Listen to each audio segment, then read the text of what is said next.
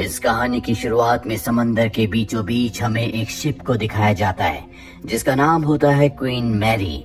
और ये वक्त होता है सन 1938 का, जहां क्वीन मैरी शिप के अंदर हमें एक कमरे में बहुत सारी लाशों को दिखाया जाता है। किसी ने इन सबको मार दिया। तभी यहाँ पर शिप का एक गार्ड आता है जो ग्विन नाम की एक औरत को ढूंढ रहा है। उसके सामने ग्विन आती है जिसकी हालत बहुत ज्यादा खराब होती है और तभी उसकी मृत्यु हो जाती है। इन सब को मारने वाला और कोई नहीं बल्कि ग्विन का पति है जिसका नाम डेविड है।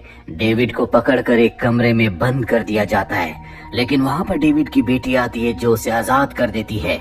इसके बाद डेविड और भी बहुत सारे लोगों को मार देता है। इस दर्दनाक घटना के बाद क्वीन मैरी शिप को एक हॉन्टेड शिप कहा गया, क्योंकि जो भी पैसेंजर्स शिप में जाया करते थे उन्हें मरे हुए लोगों की आत्माएं दिखा करती थी, जिस वजह से कंपनी की और शिप की पूरी रेपुटेशन खाक में मिल जाती है। कई दशक बीत चुके हैं और आज क्वीन मैरी शिप को एक म्यूजियम के तौर पर इस्तेमाल किया जाता है। इसी शिप में एना नाम की एक लेडी अपने बेटे के साथ आती है। दरअसल वो इस शिप की रेपुटेशन को वापस लाना चाहती है, इसीलिए वो एक प्रोजेक्ट पर काम कर रही है जिसके तहत वो पूरे शिप को रेनोवेट करना चाहती है। यहाँ पर एना का हस्बैंड पैट्रिक भी होता है। हालांकि अब ये दोनों साथ नहीं रहते, लेकिन ये दोनों ही अपने बेटे से बहुत प्यार करते हैं। एना की शिप के कैप्टन के साथ मीटिंग होती है, इसीलिए उसका हस्बैंड अपने बेटे के साथ शिप के टूर पर चला जाता है। और जब ये शिप के निचले हिस्से में पहुंचते हैं तो पैट्रिक का बेटा उससे अलग हो जाता है। वो अपने पिता को आवाज देता है, लेकिन आसपास कोई नहीं होता। तभी उसके सामने जो लिफ्ट होती है वो अपने आप ही खुल जाती है और ऊपर से एक कार्ड गिरता है। वो उस कार्ड को लेने के लिए लिफ्ट के अंदर जाता है। वो देखता है कि ये एक फॉर्च्यून कार्ड है, पर इससे पहले कि वो कार्ड लेकर बाहर आता, लिफ्ट का दरवाजा अपने आप ही बंद हो जाता है और नीचे तहखाने में चला जाता है, जहाँ पर उसे ग्विन की बेटी की आत्मा दिखती है जो आज से कई साल पहले इसी शिप में अपनी मॉम ग्विन और अपने डैड के साथ ट्रैवल कर रही थी, जिसने अपने डैड को आजाद किया था और उसके डैड ने सबको मार दिया था। यहाँ पर ग्विन की बेटी की आत्मा गायब हो जाती है। एना का बेटा धीरे धीरे आगे बढ़ता है। वो एक पुल के पास पहुंच जाता है। वो इस बात से बेखबर होता है कि एक साया उसका पीछा कर रहा है। उसे एहसास होता है कि उसके पीछे कोई है, इसीलिए पलटकर उस साये की फोटो खींच लेता है। पर इससे पहले कि वो साया उस पर हमला करता, ग्विन की बेटी की आत्मा उसे धक्का देकर नीचे गिरा देती है। एना के बेटे के गले में जो कैमरा होता है उससे वो पूल पर ही लटक जाता है। वो साया उसे मारने के लिए आगे बढ़ता है, लेकिन तभी ग्विन की बेटी की आत्मा एक बार फिर से उसे खींचकर पूल में गिरा देती है। वही हमें शिप के कैप्टन को दिखाया जाता है जो देखता है कि दीवार पर एक शिप चल रहा है। वो समझ जाता है कि कुछ न कुछ गड़बड़ है, इसीलिए पूल वाले एरिया में जाकर एना के बेटे को बचा लेता है। इस घटना के बाद एना का बेटा बहुत ज्यादा डर जाता है। वही शिप का कैप्टन एना को कहता है कि तुम्हारे प्रोजेक्ट को मंजूरी मिल चुकी है। हर वीकेंड तुम अपने हस्बैंड के साथ यहाँ पर आकर अपना काम कर सकती हो। जल्दी पूरा का पूरा शिप रेनोवेट हो जाएगा। कहानी यहाँ से एक बार फिर से अतीत में जाती है, यानी कि सन 1938 में, जहाँ पर हमें डेविड, उसकी पत्नी ग्विन और इनकी बेटी को दिखाया जाता है।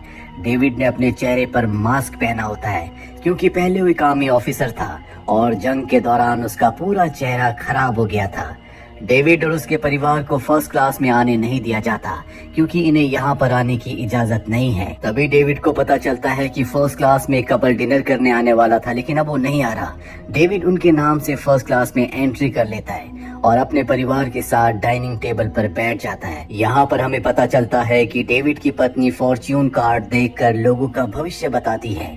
अब जब डेविड अपने परिवार के साथ यहाँ पर बैठा होता है तो वही कपल आ जाता है जिसके नाम से डेविड फर्स्ट क्लास में आया है। और जब शिप के क्रू मेंबर्स को ये बात पता चलती है तो डेविड को यहाँ से जाने के लिए कहते हैं, लेकिन डेविड साफ साफ मना कर देता है।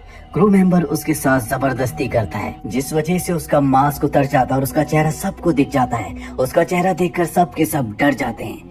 डेविड को बहुत बुरा लगता है। वो अपनी पत्नी ग्विन के साथ बाहर निकल जाता है। डेविड बहुत ज्यादा परेशान होता है, इसीलिए वो नीचे बेसमेंट में पूल के पास जाता है। वही शिप के कैप्टन को दिखाया जाता है जो अपने साथी से कहता है कि शिप की स्पीड बढ़ाओ। और जब वो शिप की स्पीड बढ़ाते हैं तो प्रेशर बहुत ज्यादा बढ़ जाता है, जिस वजह से एक इंजन फट जाता है। साथ ही बॉइलिंग रूम की दीवारें भी गिर जाती है। डेविड इसके बाद अपने रूम में वापस आता है, जहाँ पर उसकी पत्नी ग्विन बताती है कि हमारी बेटी का कुछ पता नहीं चल रहा, हमें जल्द से जल्द उसे ढूंढना होगा। लेकिन डेविड उसकी बात का कोई जवाब नहीं देता। वो पूरी तरह से बदल चुका है। साथ ही उसके हाथ में कुल्हाड़ी भी होती है। वो वॉशरूम में जाता है। उसकी पत्नी को उस पर शक हो जाता है, पर इससे पहले कि उसकी पत्नी कुछ करती, वो वॉशरूम से बाहर आकर कुल्हाड़ी से उस पर हमला करके उसे घायल कर देता है। आसपास के रूम से कई लोग उसके कमरे में आ जाते हैं, लेकिन डेविड उन सबको मार देता है। वही शिप के कैप्टन को दिखाया जाता है, जिसके पास उसका एक साथी आता है और डेविड के बारे में उसे बताता है कि डेविड ने कई लोगों को मार दिया है, लेकिन अब उसे पकड़ लिया गया है। पर कैप्टन की कुछ और ही परेशानी होती है, क्योंकि अब शिप का इंजन नहीं चल रहा, शिप में पानी भर रहा है। साथ ही कैप्टन अपने साथी को बताता है कि जब इस शिप को बनाया गया था तो कंपनी पूरी तरह से कंगाल हो गई थी, इसीलिए वो चाहती थी कि ये शिप लंबे टाइम तक चले, जिसके लिए कंपनी ने काले जादू का सहारा लिया और बॉइलिंग रूम की दीवारों के बीचों बीच एक आदमी को चिनवा दिया गया। और अब क्योंकि बॉइलिंग रूम की दीवारें टूट चुकी है तो उसकी आत्मा आजाद हो गई है और हमें उस आत्मा को किसी भी कीमत पर शिप से नहीं जाने देना होगा। दरअसल कैप्टन को पता चल चुका होता है कि वो आत्मा आजाद होकर डेविड के शरीर में पहुंच चुकी है और डेविड के शरीर के जरिए वो इस शिप से बाहर जाना चाहती है। और कैप्टन किसी भी कीमत पर अब डेविड को शिप से नहीं जाने देगा, क्योंकि अगर वो आत्मा चली गई तो ये शिप निश्चित तौर पर डूब जाएगा। वही डेविड को दिखाया जाता है जो भागने में कामयाब हो जाता है। वो लाइफ बोट के जरिए यहाँ से भागना चाहता है, लेकिन कैप्टन वहाँ पर पहुँच जाता है। वो उस पर गोलियां चलाता है। कैप्टन का साथी उसे ऐसा करने से मना करता है। कैप्टन अपने साथी को मार देता है, साथ ही वो डेविड को भी गोलियां मारता है, जिस वजह से वो आत्मा शिप से नहीं निकल पाती और इंजन एक बार फिर से स्टार्ट हो जाते हैं। लेकिन कैप्टन को इस बात का बहुत दुख था कि उसने 2 आदमियों को मार दिया, इसीलिए वो खुद अपने आप को भी सजा देता है। कहानी वापस प्रेजेंट में आती है, जहां पर एना और पैट्रिक वीकेंड के दिन शिप में आते हैं, लेकिन शिप का कैप्टन कहता है कि तुम्हारा बेटा लूकस तुम्हारे साथ नहीं है, इसीलिए मैं आज तुम्हें काम करने की इजाजत नहीं दे सकता। पर एना और उसका हस्बैंड पैट्रिक दोनों के दोनों कैप्टन से रिक्वेस्ट करते हैं, जिसके बाद वो मान जाता है। एना अपने कमरे में जाती है, उसके हाथ पर पट्टी बंधी होती है और जब वो उस पट्टी को खोलती है तो वहाँ पर घाव का निशान है।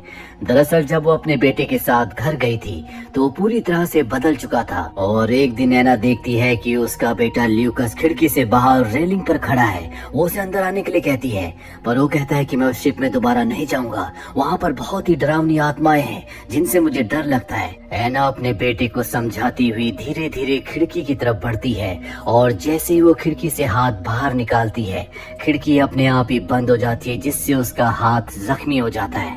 एना इस पूरी घटना से बहुत ज्यादा डर जाती है। रात को एना जब अपने कमरे में सो रही होती है तभी उसे अजीब अजीब सी आवाजें सुनाई देती है, जिससे उसकी नींद खुल जाती है। वो अपना फोन उठाकर देखती है जो टूट गया था और तभी फोन के अंदर से एक हाथ निकालता है जो उसका गला पकड़ लेता है। एना उस हाथ से बचने के लिए एक पेन उठाकर उस हाथ पर हमला करती है, पर हाथ गायब हो जाता है और पेन उसी के हाथ में लगकर उसे और भी जख्मी कर देता है। तभी वो अपने चारों तरफ देखती है जहाँ पर बहुत सारी बॉडीज होती है। ये देखकर वो जोर जोर से चिल्लाना शुरू कर देती है। तभी वहाँ पर पैट्रिक आ जाता है, जो एना की ऐसी हालत देखकर डर जाता है। वो एना को शिप के बाहर काउंटर में ले जाता है और वहाँ पर एना उसे बताती है कि जब मेरा बेटा खिड़की के बाहर रेलिंग पे था तो मैंने उसके अंदर किसी और की आत्मा देखी थी और ये आत्मा और किसी की नहीं बल्कि ग्विन और डेविड की बेटे की थी, जिस आत्मा ने उनके बेटे को पूल के पास बचाया था। पर जब उस आत्मा ने पूल के पास उसे बचाया था तो वो आत्मा इनके बेटे के अंदर चली गई थी और इनके बेटे ल्यूकस की आत्मा वहीं पर रह गई थी।